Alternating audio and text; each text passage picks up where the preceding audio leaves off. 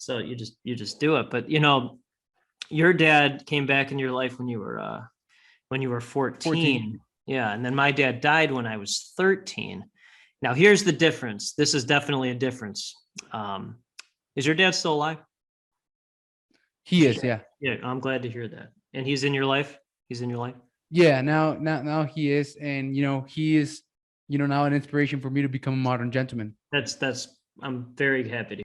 Welcome to the Gentleman Success, Happiness, and Fulfillment Talk podcast, where we bring to you the most successful, happy, fulfilled gentlemen from around the world who have been able to conquer themselves, their life, their marriage, and their businesses. You will be learning from four-dimensional gentlemen who have cracked the code to the science of having it all. The question is, how can married entrepreneurs with kids become gentlemen, achieve true freedom, and build a successful, happy, and fulfilled life, marriage, and business?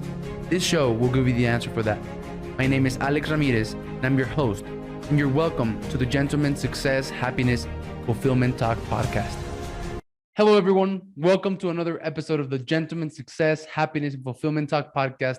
Today, I have an incredible modern gentleman with us that I'm very excited to talk to, get to learn from, and connect with. He's connected to a bunch of really successful, high-level people, which I'm very excited to, dig deep into that. But before I introduce him to you, though, I just want to give a big shout out to all of you who have been leaving comments, reviews, and likes on all the major podcasting platforms, Apple, Google, and Spotify, and to those who have been watching on YouTube as well. Thank you. And I want to ask you for a small favor today. I want to ask you that if you get something out of this interview, some type of value, some type of new insight, a tip, a skill, or the inspiration to go out and take action to make some progress towards your goals, I want to ask you to please share this episode with 10 friends out there. Share it on social media, send it through message, through text, or whatever. But if you would help me with that, I would really appreciate it, because this is how we grow. This is how we share our message and motivate, inspire, and bless other men out there to change their lives. And today I have Justin Breen, his CEO of the PR firm BR Epic Communications, co-founder of BR Epic Network, and the author of number one international best-selling book called Epic Business. His second book is called Epic Life. I'm sure that we're going to be talking about that right now. And the Epic Life, he is featuring a foreword from Peter Diamandis. Diamandis. All right. Okay. Diamandis. All right.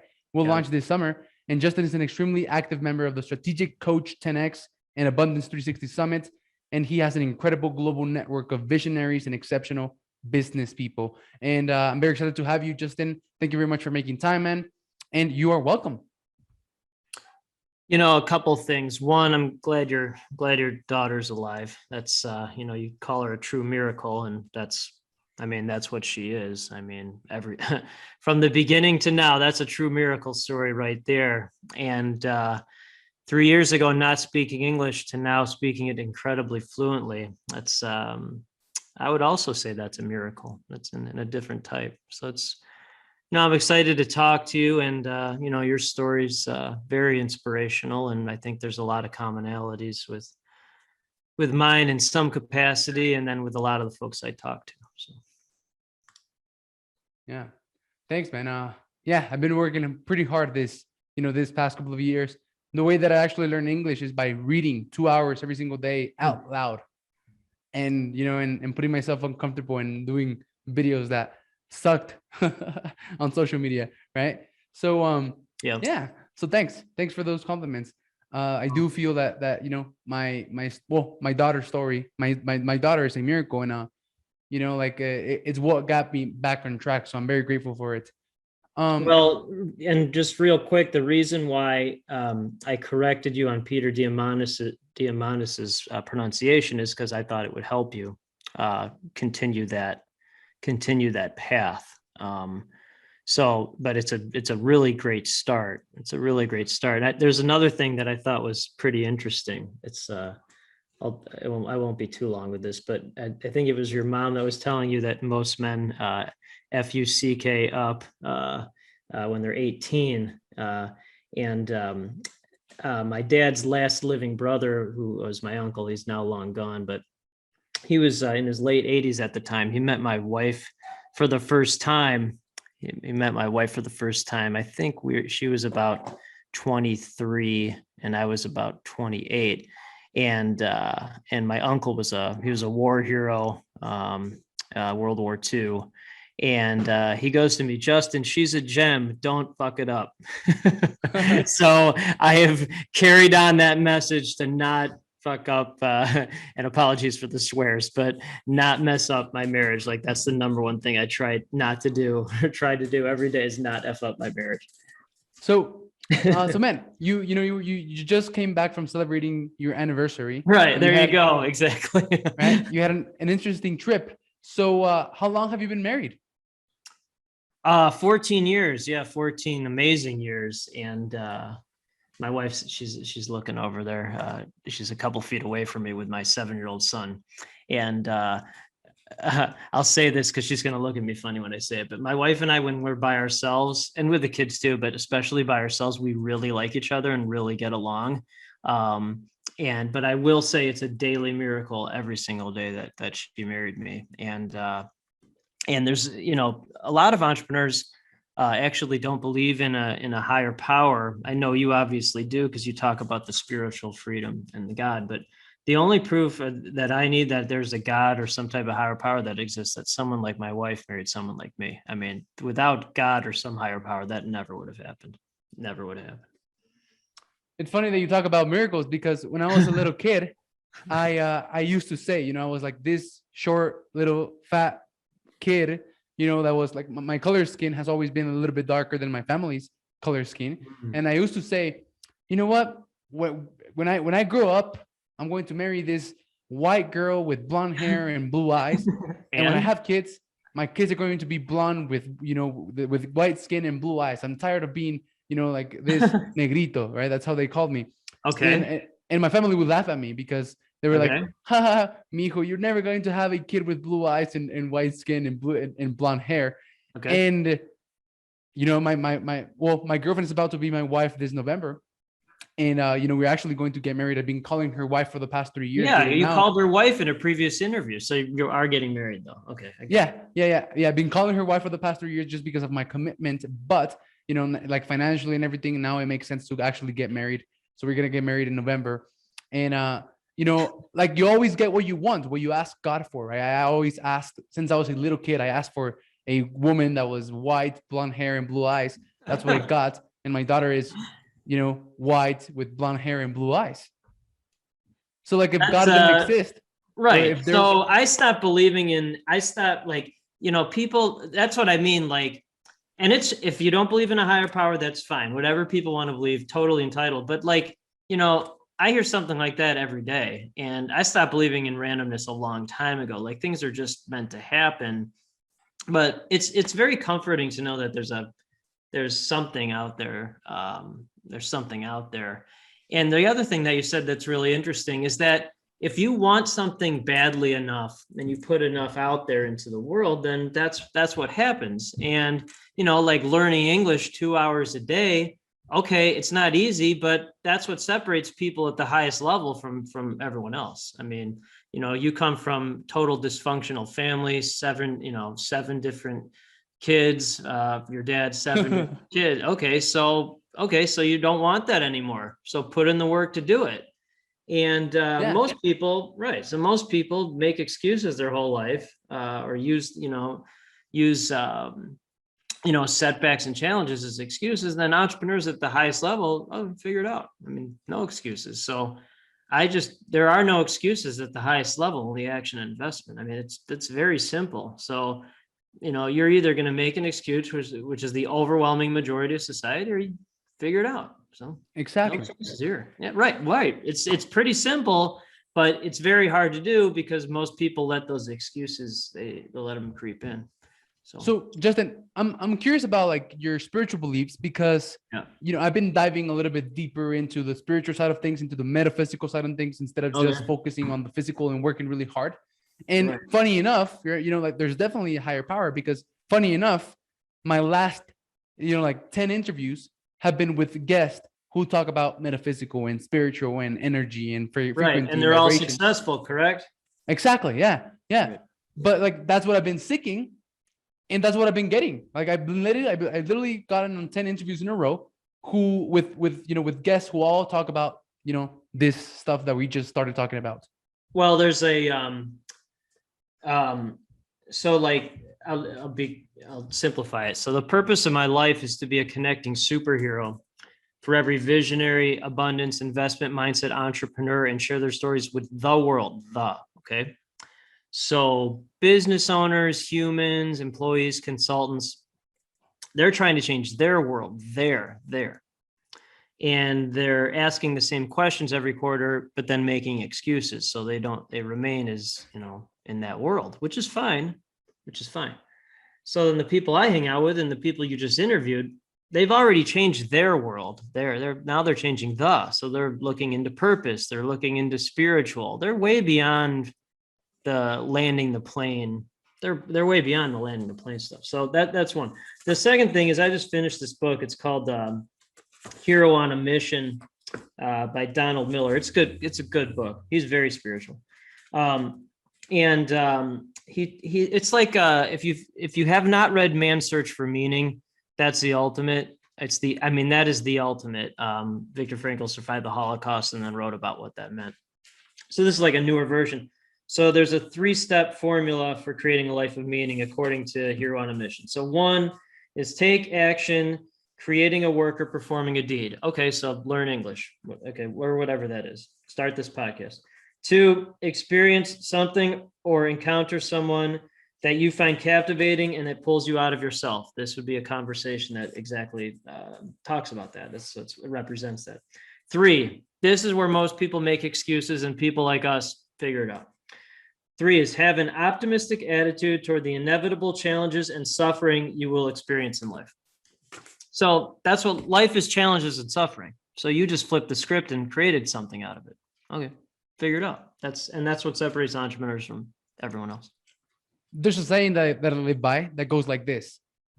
I have a positive, everything that I do, everything that I try to act like this in every single event in my life, right? Mm-hmm. With a positive attitude, doing things right with no 100%. Fear and grateful, right? Because if you have a positive attitude, you do things right, no matter the outcome. Like if you do something with a positive attitude, no matter whether the outcome is good or bad, right? Quote unquote, like it'll be right. You did things right because you did it with a positive attitude. And if you do things with a positive attitude and you do things right, there's no reason why you should have fear, right?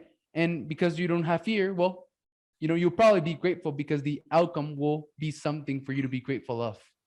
So there's a couple things. One, so what you just described with mindset is the same thing you just described with finding a white woman with blue eyes and then having whiter child with blue eyes. So that's the same thing as it's a mindset magnet as opposed to a skin eye color magnet, which is kind of interesting. Two, I'm going to dovetail what you said about fear is that fear is actually essential. Most people use fear as an excuse. People like us, you just push through that. You just push through the fear. The fear is essential. The challenge and suffering is essential for finding the greater meaning. That's the whole point of finding the meaning in life. And entrepreneurship, hardest thing you'll ever do, but by far the most rewarding. Because you can't, again, I'm 100% simplifier and my brain simplifies things into patterns. And you're 100% in all 4 on this one, but you'll see what I mean in a second.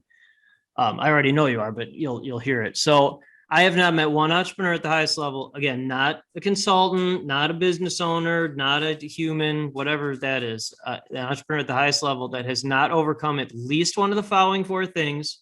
Most are 2 or 3, and then if you're like the ultimate all 4. And that's a compliment, by the way. So here are the 4 things: bankruptcy or potential bankruptcy, 2, depression, 3, the highest level of anxiety you can imagine, and 4, likely and or possible traumatic experiences as a child or young adult. So so most people use those as excuses their whole life. Entrepreneur, okay, make something out of my life, find meaning in that. So that's all you've done. You just flipped it. Yeah. Most people, use the hardships of their life as crutches, right? An entrepreneur 100%. Uses them as the fuel. That's the fuel, fire. The essential fuel. But again, I think it's the essential fuel. It's like fear fuel. It's fear. That's interesting. This is how I learned, by the way, in real time. like it, this is how I learn. Whether these conversations are recorded or not, most of my days talking to people like you, I never get tired of it. But that's what it is. It's like fear fuel, and you use the fear as fuel and you push through. That's actually interesting. I'm gonna write that one down. But Yeah. So let's see. So Justin, we started off, very different in a different way. What I actually ask my guest, the first thing that I ask my guest is to walk us through their entrepreneurial journey in 75 seconds or less. And how many seconds? 75 or 35? 75. Okay. So that's it's 1 minute and a half. So it's pretty, I can do it. Enough. I can do it. I can do it in 40 seconds, hopefully. Okay, so February 10th, 2017, had job salary cut in half. I was working full-time as a journalist. They laid off 2 other people that day. Zero business background, never took an entrepreneur class in college, didn't even know what an entrepreneur was. Couldn't find a job, tried to find a job. April 16th, 2017, incorporated my first company, which is called Brepic. It's a global PR firm. From April 16th to June 1st, so about 6 weeks, reached out to 5,000 people to find first 5 clients. So 1 out of 1,000 said yes. 99.9% rejection rate. Got 5th client on June 1st, June 2nd, resigned, and then June 5th, Robert Feeder, top media columnist in the Midwest, did a story. I'd started my own firm. So that was just to start the company. Damn. How many seconds was that? Did you time that? It was less than 75 seconds. But let's talk about reaching out. So you reached out to 5,000 people in order to get 5 clients. Yeah, and you spend 2 hours a day learning English. I mean, it's the same thing. I mean, most people can't do that. And what's fascinating is people stop at the start. They just keep asking, how did you reach out to 5,000 people? Well, how'd you learn English with no I mean, you just do it. So you just do it. Exactly. Right. Right. So I know when someone's not an entrepreneur, because most of my days talking to entrepreneurs, but I know when someone's not, because they keep asking me about, how'd you reach out to 5,000? How did you do that? What do you mean? I go, so you just do it. But your dad came back in your life when you were 14. Yeah. And then my dad died when I was 13. Now here's the difference. This is definitely a difference. Is your dad still alive? He is. Yeah. Yeah. I'm glad to hear that. And he's in your life? He's in your life? Yeah. Now he is. And, he is, now an inspiration for me to become a modern gentleman. I'm very happy to hear that. Okay. So my dad died when I was 13. He's still in my life though, for sure. Head and heart, for sure. He was 61 when I was born. I'm guessing your dad was much younger. Was he 18? He was 18 like you. That's interesting. Yeah. That's interesting.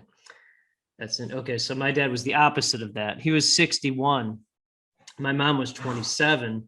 And my father, like my uncle, who was a war hero in World War II in Korea, he was shot down 9 times in combat, many times without a parachute to get back in the plane. So that's my litmus test. I can reach out to 5,000 people to find 5 clients if my dad can get into an airplane without a parachute. I mean, that's okay. That's entrepreneur life. But I got 8 good years of him before he died.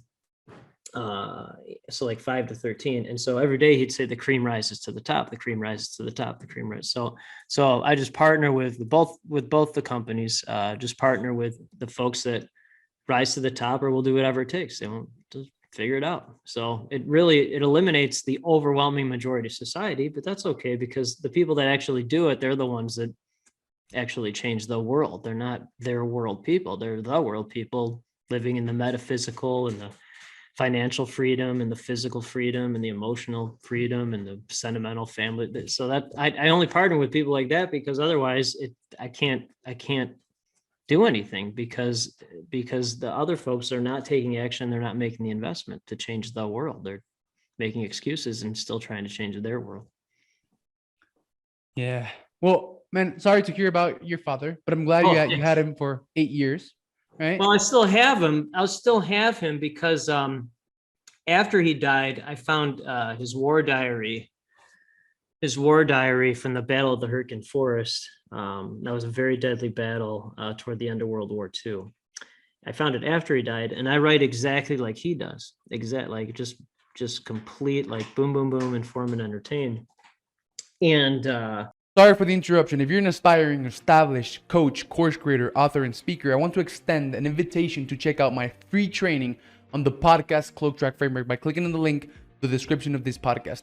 On this training, you're going to learn how combining podcasting with a rare concept that very few people know about called the Cloak Track can help you build a multi-million-dollar network of successful people who can become your clients, put you in front of hundreds of your ideal clients with your message, coaching, courses, and books, help you become a best-selling author, get you booked to speak on stages, or even making an extra $237,600 in the next 6 months. Click on the link of the description of this podcast to learn about the 4 simple steps to make this work. Step number 1 is alignment. Aligning who you're trying to be, what you're trying to do, your goals and purpose with building your podcast so that podcasting is a vehicle that helps you achieve your goals. Step number 2 is leveraging the Cloak Track to find an unlimited supply of your ideal podcast guest. Step number 3 is leveraging the Cloak Track to close an interview with anyone, no matter how rich, famous, or out of your league they may seem. And step number 4 is the content machine, which is the key to tapping into other people's audiences. These are the 4 steps to making the podcast Cloak Track Framework work, and I'm not going to hold anything back on this training. So click on the link in the description of this podcast, go and check it out. And once you've done that, if you feel like this would help, we also have a complimentary, free, absolutely free alignment call to get you started and show you exactly how to implement everything. Get access to the training right now, and I hope you enjoy the rest of this episode. Bye-bye. And I go in there every now and then just to look for clues, and it's the greatest thing that I have. And so, like, if ever like a little bit of an excuse creeps in, which is very rare, but every now and then it does happen, I go read that diary. I'm like, you want to hear one of the passages from it, or yeah, that would be awesome. Okay, and for your listeners, audience, viewers, this is very graphic. Okay, very graphic. And my 7-year-old's listening to this, so he's going to hear it too. But so Christmas Day 1944, this is my dad's diary entry. He was on the ground that day. He wasn't in a plane, but he was watching 3 American planes fight 1 Nazi plane. And the Nazi plane shot the first 2 American planes, but the 3rd American plane got the Nazi plane. And then so my dad watched it from the ground. The Nazi pilot jumped out of the plane, but his parachute didn't open. And he just, bam, exploded on the ground, exploded. So then my dad and his war buddies went over to the body, what was left of it, and found the papers, and one of them spoke German. And the pilot was 19, and it was his first mission ever. So that was Christmas Day, 1944. So if I ever little excuse, no excuses, figure it out. Yeah, so it puts you into perspective. That's what that gives you. 100%. Well, you grew up with, I mean, and it's like you have perspective from day one. I mean, for whenever your brain formed, when it's maybe age 5.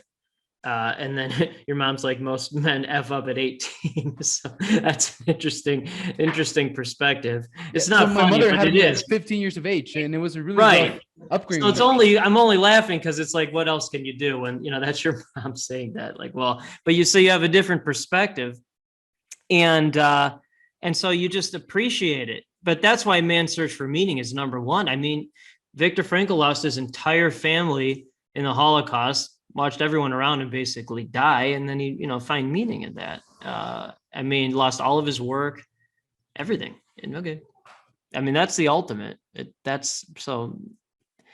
When you have that perspective, and then my wife and I just went to Turks and Caicos.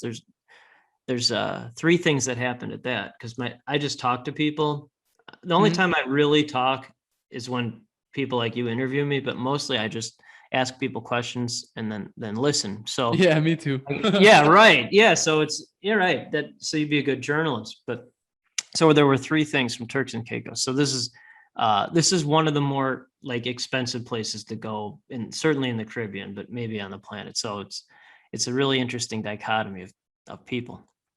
And so there were 3 things. One, I was getting a massage, which was great, but I was talking to the masseuse, and again, in the Caribbean. And so she's from Indonesia, and she has 3 young children. She has not seen them in 2.5 years. She's been on that island for 2.5 years, never went out to eat at a restaurant, never, not once. She lives in a small apartment.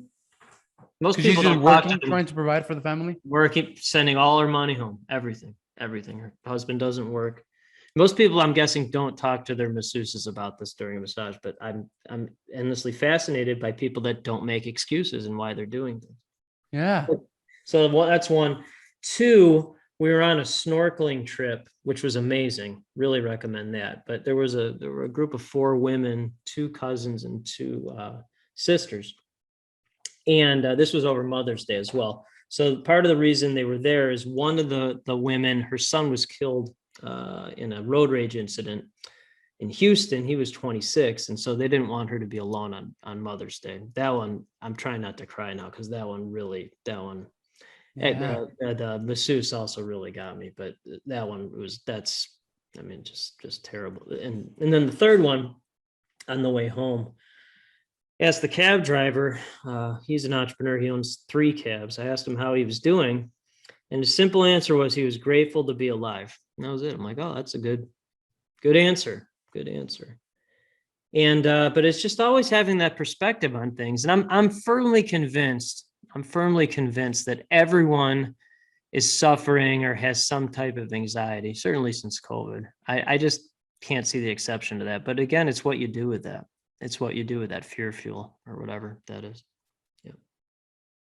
Man, I like the second one, right? Like losing your kids. I can't imagine that, Losing man. your son. I know. That's why my wife and her were dancing on this snorkeling. They'd never met, and they were just dancing. And she was the nicest lady. She's such a nice, just so much joy and happiness. And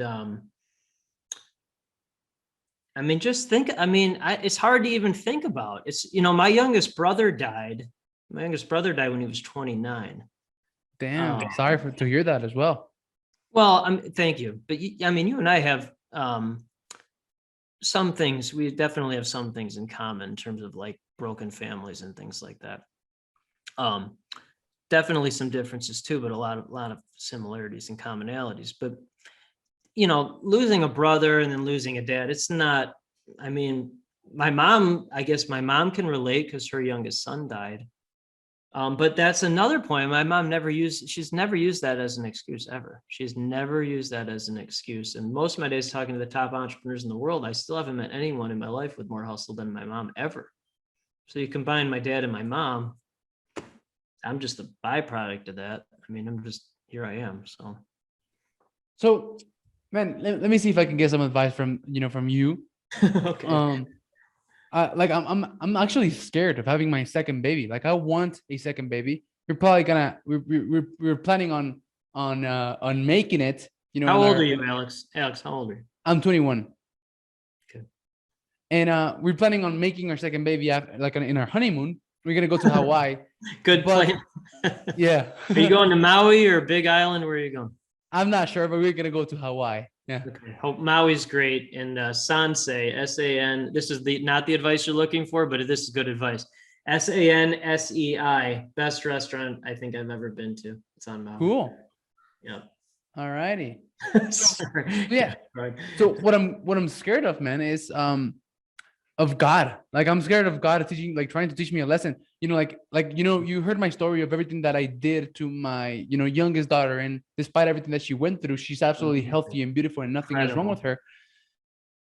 And I'm scared that now I know that he exists, and I can that's not something that I think that's something. And now I'm scared. Well, actually, I just realized that fear just went away, right? Because I used to be scared that maybe God was trying to prove to me that a lesson that he does exist. So that's why he did that to me, of giving me an absolutely beautiful and healthy daughter, even after everything that she went through. And now after that, if I tried to have another kid, right, just like a normal person would, with vitamins and taking care of your wife and everything like that, I'm extremely scared of, even if I do that, I take care of my wife and give her vitamins and everything, we do everything that we're supposed to do, having a baby that is not healthy, man. I'm extremely scared of that. I really appreciate you being open about that. it makes me very emotional, and I'm not a very emotional person. Part of that reason is I'm staring at my second child. He's right to my left. My older one is he's 9. He's playing soccer right now. He's practicing with his travel team, and then the little guy, 7-year-old, he's sitting right next to me. So I'm like, oh man. Man, my life really didn't become complete. Maybe this is helpful. It didn't really become complete until the second guy came out. I actually missed him coming out because he flew out of my wife so fast. Then the first thing he did was pee on the doctor. He peed on the doctor. First thing he did. So I'm like, oh, that's definitely my son. And the doctor's like, hey. But and then my wife's a pediatrician. So in terms of healthy baby fear, that was her. I mean, so I can understand from living with someone that's, all she ever thinks about. And then she's surrounded by, she helps kids who are sick all day. And then did residency in the NICU where your daughter was for 4 months or 4.5 months. I've been in the NICU and the PICU one time just because I was visiting her during residency. I don't know how you did that. I mean, especially when you're 18. I went in there one time. I'm like, I can't handle that. And if it was my own kid, I guess you just do whatever you have to do, but that would be. But really, again, what it comes down to, that's why it's having that belief in the higher power, and then investing in yourself. And so investing in yourself is investing in your family first, investing in your family first. And it's just a blessing having the 4 of us, and we have 2 dogs as well, but the 4 of us, just such a blessing every day. I'm so grateful. And I'm sorry if I'm rambling, but I'm just a dad who happens to be an entrepreneur and would never let entrepreneur life destroy my family life ever. I just wouldn't. I talk to at least 1 or 2 entrepreneurs every week that let entrepreneur life destroy their family life, at least 1 or 2. And I would never allow that, never let it happen. And it really comes down to, child number 2 completing the family. Yeah. So let's talk about that, man. I just complimented you, buddy. Huh? He said he hates me. That's funny. So let's talk about your second book that is coming up here in wait, you want to go from that to talking about my second book? Okay, well, we can. Well, because you said that you would never build a business at the expense of your family, right? Right. Okay. That's so fair. So that's what your second book is about. Yeah, the second book is it's called Epic. Thank you. It's just an interesting segue, but the second book's called Epic Life, and then the subtitle is How to Build Collaborative Global Companies While Putting Your Loved Ones First.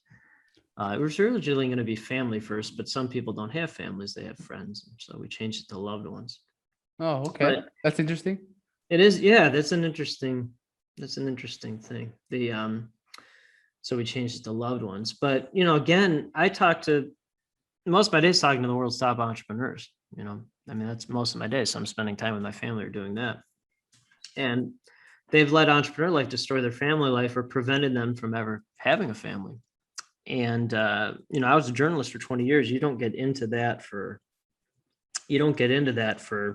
employee count, revenue, office space, any of that. I mean, that's just material stuff. Mm-hmm. And that's what I hear from the entrepreneurs that have let entrepreneur life destroy their family life. They care about material measurements like that. They care about the revenue and the office space and the employee count, and then they've lost the meaningful measurements like purpose and time with family. And it's a really interesting thing because how it's evolved is when I first started, because I wasn't as established yet. I was talking to business owners more, but now just talking to entrepreneurs. And what has happened, the struggles I hear, and this is first world struggles. This is not third world struggles. These are first world struggles. But it's still a struggle because it's your experience. So they started out as entrepreneurs.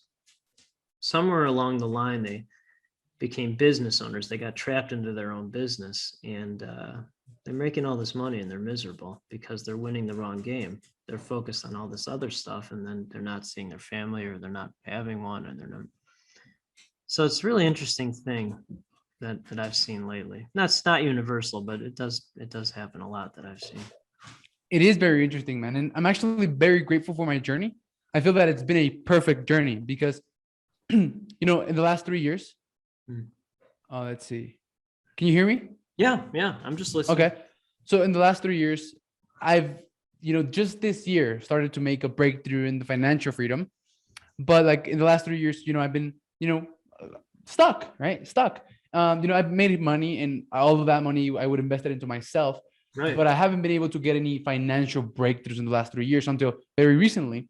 And I think that has been like perfect, to my journey, because I think that if I had made money at the beginning of my journey, I would have focused on my money. I would have gotten my sense of significance from making money, and I would have doubled down on making money, and I would have neglected every single other area of my life, my physical freedom, my emotional freedom, my spiritual freedom, and my sentimental freedom, right? But because I was struggling, because I was stuck and I wasn't able to make it work, I was forced to get happiness and fulfillment from the other areas of my life, from taking care of myself and learning how to love myself, from, learning about my emotions and, getting closer to God, from learning how to be a good husband and father. I was forced to have, to get my success, happiness, and fulfillment from those areas. And now, that I've finally been able to crack the code into the financial freedom, like now, like I'm having the best time of my life, because that's just in addition to, that's just like a magnification, something that is going to magnify everything that I already had and everything that I turned into in the last 3 years. So my journey was amazing, man. If I had done money early on, right now I would be lost. Who knows what I would be doing right now if I had made money early on. There's a lot of greatness that was said there. I'll try to simplify it with how my brain works. I'll try to simplify it. One of the chapters in my first book is when you start a business, it takes 2 full years to figure it out. So that what you just said doesn't surprise me at all. So most people think it's 6 months or a year. I'm like, no, 2 full years, 2 full years. Okay, 2, knock on wood, I'm very thankful for this. My first company's been very profitable since the very beginning. I'm very thankful for that. And well, it's the byproduct of what happened with that. It was at the end of 2018, which was not 2 years into it yet, not 2 years, because I hadn't figured it out yet. Didn't even know what an entrepreneur was. End of 2018, I'd made more money than I ever thought possible in 1 year, and never been more miserable in my life. So I'm like, oh, that doesn't make any sense. That doesn't, okay. So the math didn't work, didn't add up. So I'm like, oh, so started seeing a therapist, leaned heavily on my wife, even more than I usually do. Talked to a lot of mentors, and one of them is a great guy. He's like, what you're going through now, every entrepreneur, again, not business owner, every entrepreneur he knows is gone through that much worse, frankly, than what I was going through. And it's fine. You'll go through it again, but it's how you learn from it, what you learn from it. So, and this is an interesting thing too. You learned and appreciated other things by not having money. I learned and appreciated things by having more money and learning that didn't make me happy. So that's actually very interesting. We came through the same conclusion with different paths. Yeah, that's very interesting, actually. That is really interesting. We came to the same answer because it's the same answer. Because that's my whole point with not with winning the wrong game, or I'm just a dad who happens to be an entrepreneur. That's the answer. The material measurements do not make up for the meaningful measurements. So however you go find that path, I'm going to say something. This is one of the better interviews I've ever done.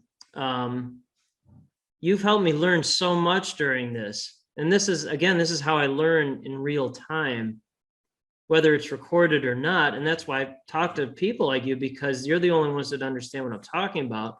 But then it's a chance to learn and then refine and define the message. And then next time you just keep learning about yourself. And that you've done this, started it at 18. I started 6 days after I turned 40, after my job salary was cut in half, and like, oh, So I mean, just think where you'll be at 25 or 30 or 35. You have so much time, and so do I. But you have some more. Yeah, I'm excited about that. But yeah, like the lesson that like making millions is not the price, right, of life. The price of life is happiness, fulfillment, right? Purpose, growth, and contribution. Like that's, like your family, success, fulfillment, happiness. I'm trying to find the chapter title. This is from chapter 28. Making more money doesn't equate to more happiness. It just doesn't. So I mean, you can try that. You can try doing that math. You can do that. Most of my days talking to folks running high 6-figure to 10-figure businesses. That's most of my day, again, besides hanging out with my family. And I'm in rooms with a lot of those folks. And certainly early on, I was talking to a lot of the higher echelon folks. And I was like, well, how's your family? And I'm like, oh, I'd never see them or never had one. And you can hear the hurt. You can see it. You used to be able to see it because it was a real room, and now we're getting back to real rooms again, so you can see it now. But I'm just not that person. So one of the guests that I interviewed told me a story. This guest, he's very young guy. I think he's 28 years of age, but he spent like 5 years interviewing dozens and dozens of people who had a lot of money and were in their deathbeds. And he told me one story about a person that he interviewed in his deathbed who had a lot of money. And then when he asked him, the guy on the deathbed, like if he could go back in time and change one thing, what would that be? And the guy said, "Can I change 4?" said the guy. And then he was like, "Yeah, okay, well, yeah, sure. Yeah, go ahead and change 4." And he was like, "If I could go back in time and change 4 things, I would change that I would have gone to more games for each of my 4 kids." 100%. Because through his life, man, even though he made millions and millions and tens of millions of dollars, he did not attend one single Never went to the game, right? Yeah. So for like none of his children. He had 4. He was winning the wrong game, literally. That's him. That he was missing the game to win the wrong game. That's well, one of the chapters in my next book is the one that's coming out is winning the wrong game. That's chapter 3. Because so again, you only have to hear that. I only have to hear something like that one time to know that's a bad idea, and I'm not going to do that. Yeah. But when you hear that 1 to 2 times a week, and again, talk is meaningless to me without execution. So, and I'm being this serious, like seriously. So my company sponsors both of my sons' youth baseball teams. I'm basically a de facto assistant coach at, and so I'm at every game. I'm at almost every practice. They're also on travel soccer. Our family runs 5Ks together. So like, that's it. I mean, like, I just don't understand. Like if I only had to hear that story once, I hear a version of that story multiple times a week. So why would you do that? Why would you do that? And why would you want to be on your deathbed and have that type of regret? I just don't. It doesn't, that's the wrong math to me. But Yeah, again, it definitely is. Well, it's the wrong math. And then again, when you're a journalist, you don't get into journalism you don't get into it for employee count and stuff. You're just there for purpose and sharing stories to the world. So that's all I do now. It's the same thing. Mm-hmm. Yeah. And I'm really passionate about, man, I'm so glad that I get to call this work, honestly. This is not work. This is fun. I mean, you're just living the purpose of your life. I mean, you're just in the purpose of your life. It's not work. And then you have the right mindset and you don't make excuses. So that attracts other people that don't make excuses and have the right mindset. And that's why it's exciting. It'll be very exciting to see as you evolve, and it'll just keep growing. The purpose will become the brand, or the brand will become the purpose. It's the same thing. And then it'll just keep growing and growing because your mindset will just keep getting it'll just keep getting more exponential and abundant. I mean, that's why I'm in two of the top entrepreneurial groups in the world, and they're big investments. They're 25K a year each, US dollars, and I'd easily invest 50K a year in them each easily because it's a good investment. Because in those rooms, those are the people that are actually doing something and changing the world. It's a good investment. Yeah. I'm part of some of those rooms as well. Yeah, that's one of the best investments that you can make. That's that's how the best investment. I don't know. How can I describe my experience? That's how I was able to get out of a hole by investing in myself. Like literally all the money that would come, I would buy courses and coaching and programs and stuff. 100%. Yeah. You just evolve your mindset. You involve your mindset. I've always like, simplified things. And it's like, I just could never understand, how can you expect folks to be part of both of my companies, the global PR firm and then the connectivity platform we created, LinkedIn Without the BS. They're big investments to be in those rooms.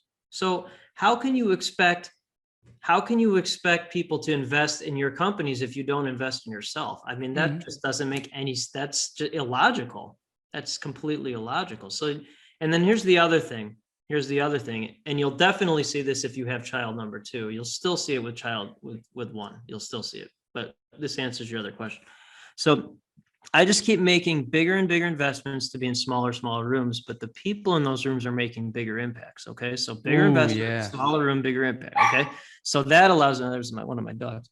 So that allows me to spend the biggest investment in the smallest room, which is my family, where I can make the biggest impact. So it's the same formula: bigger investment, smaller room, bigger impact, biggest investment, smallest room, family, biggest impact. It's the same formula. So that's all you're doing. And then if you have another child, you'll want to spend more time in smallest room, make biggest investment, just family. I mean, biggest impact. Very simple. So you don't continue the generational cycle of, disaster. Pretty simple. So Justin, right now you mentioned something very interesting that I'm curious to ask about. You said entrepreneurs, not business owners. There's a fundamental difference. All right. Oh, okay. Yeah, I'll answer. So business owners care about revenue, office space, employee count, material, landing the plane stuff. So they're trying to change their world there. Got it. Entrepreneurs care about purpose, time with family or loved ones, friends, and they're changing. They already changed their world a long time ago, or they've done whatever it takes to change their world. And now they're changing the world. So I just partner with the world people. Otherwise I get bored because it's complaints and excuses instead of action investment. But then the world people allow me to change the world because it's the purpose of my life, to change the world, sharing their stories with the world. I mean, that's got it. Very simple. And so you're connecting superhero then. That's correct. Okay. Yeah, my brain just hears blah, blah, blah. And then like, oh, here's intro to this person. They're like, how did you know how to do that? Like, I don't know. How did you learn English in 3 years with no bachelor? That's how my brain works. You just put the work in, and then I don't know how to hold a pencil right. Like if my 7-year-old asked me to put his bike helmet on, it's very difficult for me. But I think in the abstract, so I can just connect the dots in my head. I think I don't know where my brain just thinks out into in flying the plane world, and I can just make connections. So all the PR firm is a giant incubator of geniuses, and we're constantly introducing each other for mutual gain. And the byproduct is I'm constantly getting interest to companies around the world that want to hire my firm. And then the new company is just technology for that. It's just a platform for that. And I'm in Chicago.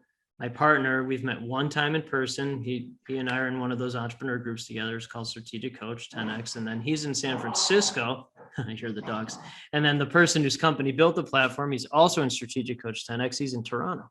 So I've met them one time in person. So, yep. Have you read the book by Dan Sullivan? Well, Dan's my coach. Yeah, exactly. That's why I asked. Who, not how. That book changed my life, man. Right. So Dan's so a couple things. One, you would love Strategic Coach. The first level is 10K a year. I'm in the 25K a year. I'm going to be joining the 50K a year group next year, 2023. I'm also in this program they just started called Lifetime Extender. The first one's literally tomorrow. And then Ben Hardy interviewed me for Gap in the Gain. So I'm in Gap in the Gain, which that's the second. That's the Who Not How was the first one. And then Gap. Darren Hardy, you said?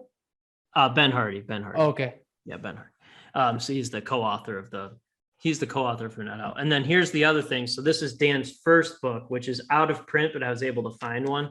It's called The Great Crossover. It's from 1997. It's amazing. It's like watching a genius in the past, and everything that's in there is pretty much what's happened. It's pretty amazing to look, because that's even before you were born, I think, right? Yeah. Definitely. I was born in 2000. Yeah. So The Great Crossover, if you can find it, it's a very quick read, which I'm very grateful for, because I lose interest if it's not. And that one is as good, if not better, than Who Not How. And I don't say that lightly. Okay. So what is Abundance 360 Summit about? So Peter Diamandis, who wrote the forward for my next book, he leads that. And again, I don't care about revenue at all, but most people do. At the level I'm at, 99% of the folks are running or are high-level folks within $10 million to $10 billion companies. Damn. And think of it, right, because otherwise I get bored. And so, because those are the people changing the world, and they will do what it takes to do that. They'll take action.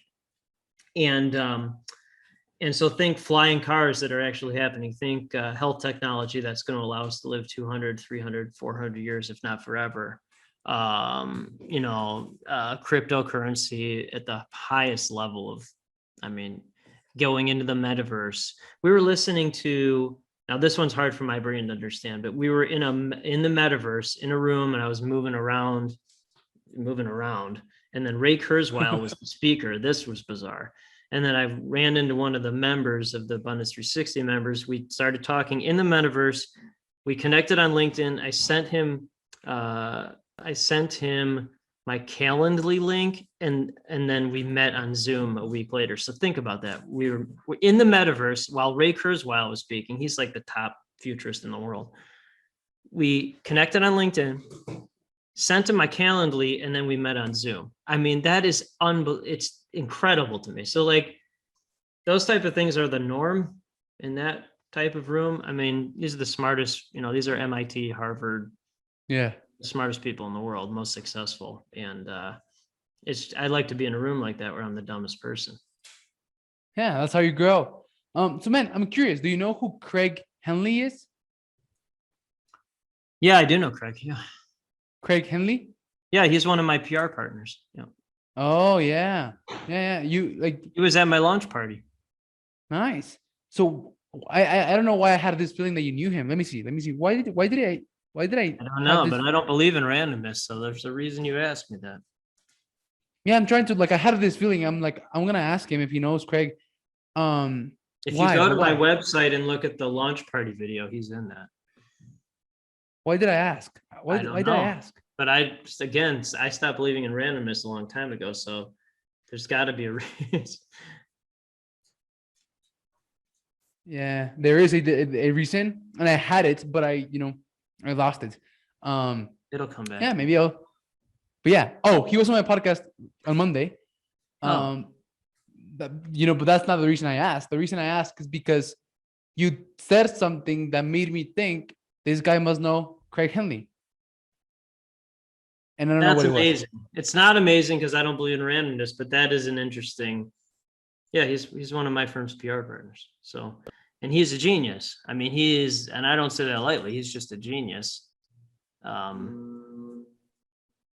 He's just a genius. And then people like him really like me, and then people that aren't like him, they don't understand me. So that's why I went global. Because I had to find people that actually understood what I was talking about. Most people have no idea what I'm talking about. They don't.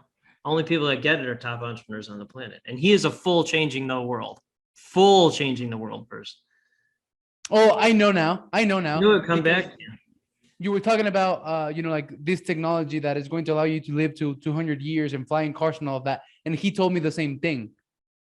Right. He told me, that in his network, there was people that were literally changing the world. They literally had the cure for cancer. Right. But that's my point. Attracts like. Yeah. I did not know he was on your show. That doesn't surprise me. but like that's my whole point. So when you find the right people, it becomes a big small world. I mean, that's why, I haven't done outbound sales or anything for PR firm in years, because people like Craig introduced me to people like Craig, and then I introduced people like Craig to people like Craig. So it eliminates what do you cost or charge nonsense. It eliminates all that nonsense. And then new companies just technology for that. It's just a SaaS platform for that. So it's very simple when you find the right people, the who, not how. But all my who's are people like Craig. It's not employees. It's geniuses, really. That's really what it is. So I have a feeling that you know a lot of what's happening in the world. So yesterday I had a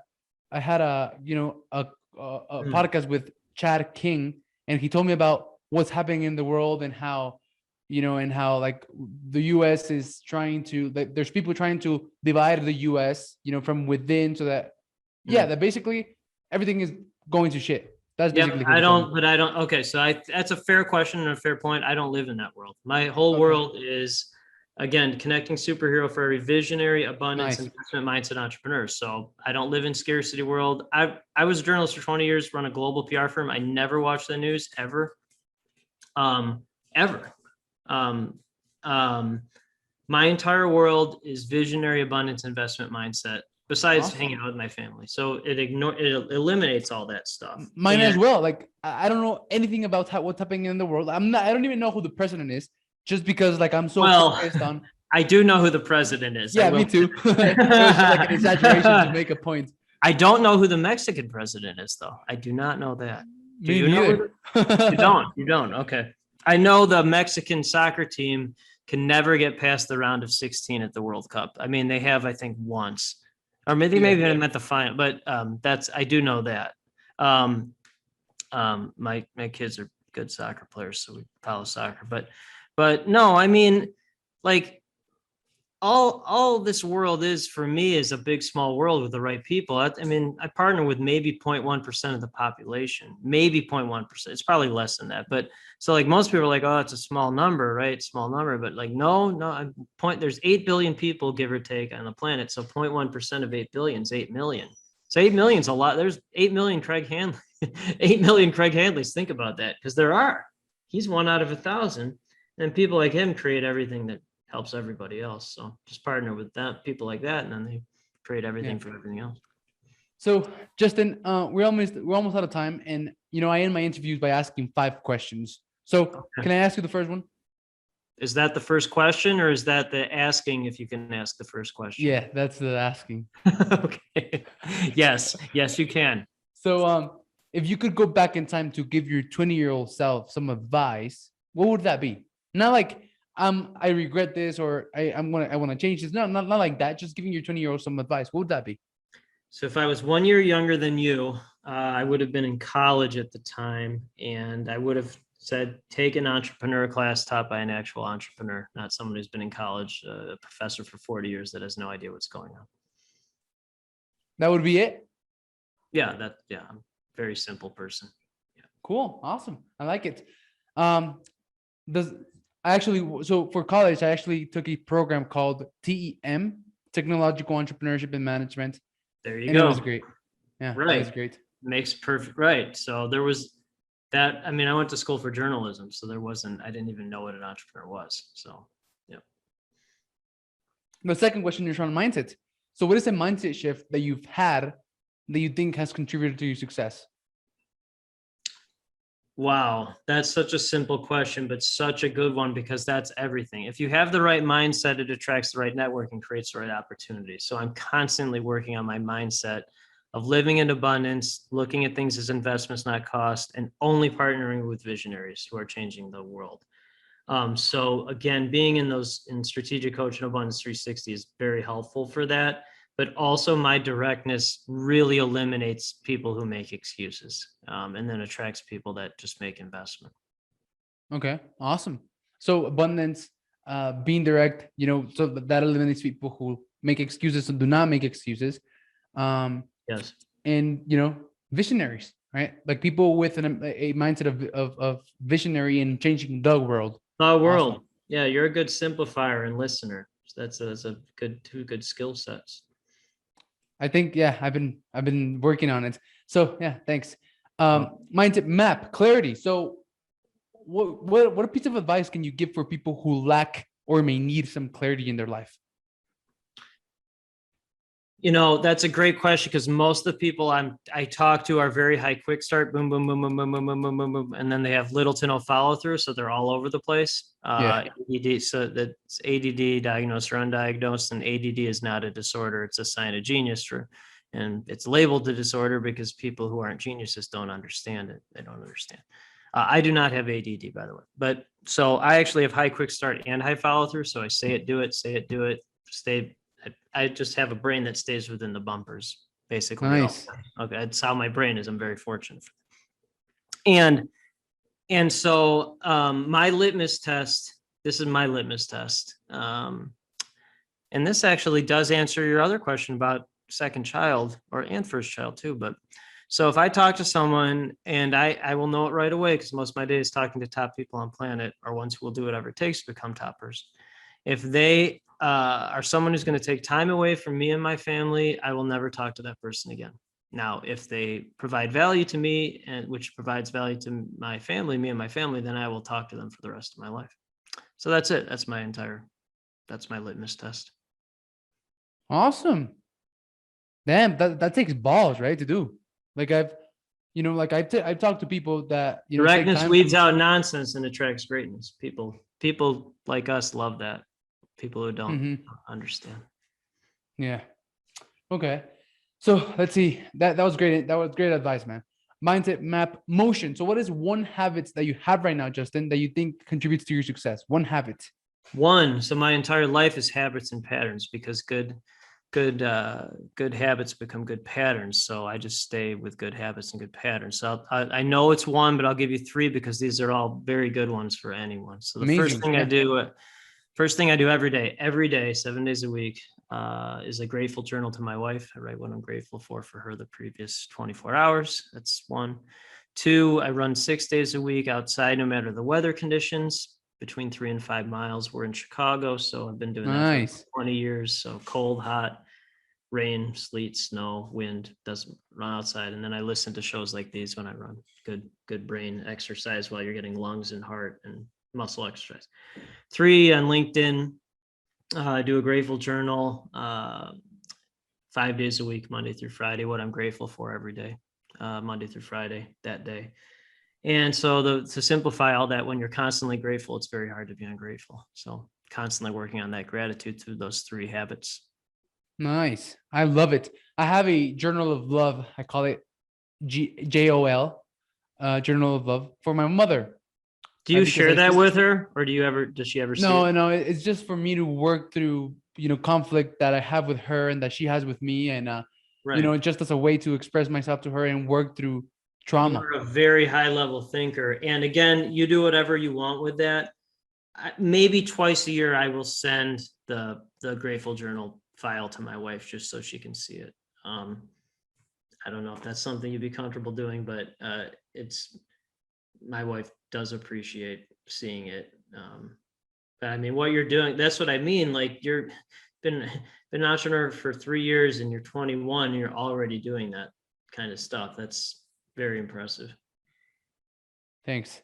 Yeah, Well, it's made our relationship much better, right? Like right. I come from having a relationship with my mother in which she used to tell me that she abhor me. Is that a word? Abhor? She hated you. ABHOR? Yeah, so but I know the word in Spanish, aborrecer. That's how it sounds. It even sounds, awful.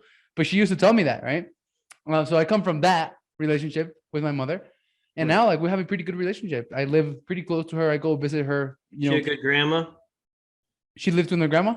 Is she a good grandma? She is actually. Yeah. She is. My mom's a great grandma. Yeah. So that's it's helped me a lot. But yeah, and I journal every single day. So yeah. Right. So man, the last question is mindset map, motion, measure, money. Measure. What do you think about measuring and tracking? In terms of specifically money? No. Like if you get those 4 right, mindset, map, motion, measure, you get the money, right? Most people want money. And, I have this framework that I tell them that they got to get those 4 right. The fourth one is measure. What do you think about measuring and tracking? So I'm going to answer like this because this is how my brain works in the pattern. My brain simplifies into patterns. That's a really good question. And your brain works in patterns too. That's interesting. But so when you start a company, I've seen 4 steps on every journey. I haven't seen the exception to it. Maybe there is, but I haven't seen it. So when you start it, there's get to get. So reached out to 5,000 people to get 5 clients. Strictly getting. That's fine. Everyone goes through that. It's fine. Then you get to give. So you're mostly getting. You're giving a little bit, but you're mostly getting. I think that's where most business owners or consultants or whatever stops. Then you get to the 3rd step where you give to get. So you're mostly giving, but it's really to get a little back. It's really to get a little back, and the overwhelming majority just sidesteps that. Then you get to the point where I'm very grateful to be at, and the top. You just give. You give to give, but only to the people who get it. Yeah, give to give, but only to the people who get it. Because if you give to someone who doesn't get it, it damages the person who does get it. Now that's an interesting thing that you said, because maybe there is that 5th step of just giving to give. Maybe there is that. I haven't seen it yet, but maybe there is. Maybe there is. But giving to give, but to the people who get it. And that's the measurement, is like, am I giving to give, but only to the people who get it? And the byproduct of that is all the other measurements really take care of themselves. Ooh, I like that. I'm gonna have to go back and re-listen to this little part. I always re-listen. I'll probably listen to this one twice. Again, during my runs, I listen to these because I always learn from the host. There's always something I missed from the host. But I mean, yeah, this is a tremendous interview. Yeah. Well, Justin, thank you very much. I've enjoyed this one. It's been way different than all of my interviews. Of course. Yeah. It's always funny to me. People send me questions or whatever. I'm like, I'm not gonna, I just say something, then it kind of goes. And then, if this is helpful, by the way, I was a journalist for 20 years and never came prepared with any questions except for 2, only 2. One is, who were your parents? What did they do? Because if somebody knows where they come from, then they know where they are and they know where they're going. But it starts where you come from. And then I would always ask, the last question is there something else you'd like to add? Something that would be good for this story? Something I'm missing? It's not a trick question, because sometimes someone wanted to say something, but they didn't know how to say it because it wasn't presented to them in the right way. So that question allows them to. But I have nothing else to add. Nope. You may want to add? No? Nope. Just that I wanted to end with that question because it's a good way to end. That's a good way to end interviews. Yeah. The only thing that I'm, that I missed, that I felt like I missed out on was asking you about, all of the success and the millions, man. We didn't get to talk about that. Success for me is, did I go to my kid's youth baseball game? Yeah. Amazing. I love it. So where can, people out there go and get more of Justin Breen and, see what you're all about? Thanks. The main company's website, or the first one, is brepicllc.com, BREPIC LLC.com. And the reason I mention that is there's a mindset scorecard survey on there, and people qualify or disqualify themselves with their own mindset. It takes 5 minutes. People love taking it. So if you get a chance, I think you'd like it too, and feel free to incorporate it in. I'll go and take it right now, and I'll shoot a picture with my results. I know you will. Yep. So that's a good one to take for sure. Awesome. Well, yeah, we'll put that in wherever this appears, man, and we'll also add your social media and everything. So thanks. I really appreciate you being here, and I've enjoyed it. And bye-bye, man. Thank you. See you later. See you later. Thank you so much. Thank you for watching the Gentleman Success, Happiness, and Fulfillment Talk podcast.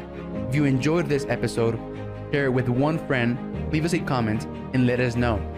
99% of people never leave a review or comment, but we love and are very thankful with the 1% of you who do. If there's something or someone you want to see on this podcast, send me a message on Instagram at Alex_Ramirez1020 and let me know. As a thank you for that, I have an amazing surprise for each and every one of you who does take the time to leave us a comment or review on YouTube or one of the major podcasting platforms